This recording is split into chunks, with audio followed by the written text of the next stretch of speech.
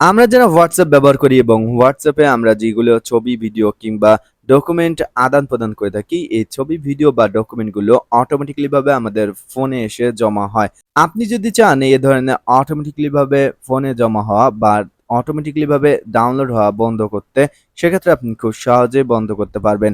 এই অপশনগুলো বন্ধ করলে আপনার ফোনে আর অটোমেটিক্যালি ভাবে কোনো ধরনের কোনো ছবি, ভিডিও বা ডকুমেন্ট সেভ হবে না। আপনি যখন ইচ্ছা করবেন, যখন চাইবেন কোনো ফাইল কিংবা কোনো ছবি, ভিডিও সেভ করতে, তখনই আপনি সেভ করতে পারবেন।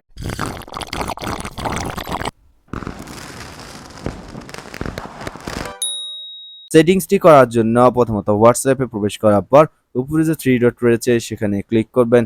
এরপর সেটিংস অপশনে ক্লিক করবেন। সেটিংস অপশনে ক্লিক করার পর নিচে স্ক্রল করে স্টোরেজ অ্যান্ড ডাটা সেটিং এই অপশনটিতে ক্লিক করবেন। এরপর নিচে পুনরায় স্ক্রল করবেন এবং দেখতে পাচ্ছেন মিডিয়া অটো ডাউনলোড নামে একটা অপশন রয়েছে এবং এখানে ৩ টি অপশন রয়েছে। when using মোবাইল ডাটা অর্থাৎ যখন আপনি মোবাইল ডাটা ব্যবহার করবেন এবং নিচে রয়েছে when connected ওয়াইফাই অর্থাৎ যখন আপনি ওয়াইফাই ব্যবহার করবেন এবং when roaming যখন আপনি রোমিং এ থাকবেন তখন দেখতে পাচ্ছেন অল মিডিয়া নামে ৩ টি সেটিংসই দেওয়া রয়েছে। প্রথম অপশনে প্রথমত ক্লিক করবেন এবং দেখতে পাচ্ছেন ফটো, অডিও, ভিডিও, ডকুমেন্ট ৩ টি অপশনে টিক মার্ক দেওয়া রয়েছে।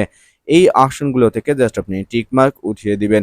টিক মার্ক উঠিয়ে দিলে যখন আপনি মোবাইল ডাটা ব্যবহার করবেন তখন WhatsApp এ অটোমেটিক্যালি ভাবে ফটো, অডিও, ভিডিও এবং ডকুমেন্ট ডাউনলোড হবে না।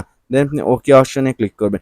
একইভাবে যদি আপনি ওয়াইফাই ব্যবহার করার সময় চান যে অটোমেটিক্যালি ভাবে ডাউনলোড বন্ধ হোক, সেক্ষেত্রে আপনি এই অপশনগুলো বন্ধ করে দিবেন এবং একইভাবে রোমিং এর সময়ও আপনি চাইলে এখানে বন্ধ করে দিতে পারেন। দেন ওকে অপশনে ক্লিক করলে অটোমেটিক্যালি ভাবে আর কোনো ধরনের কোনো ফাইল ডাউনলোড হবে না।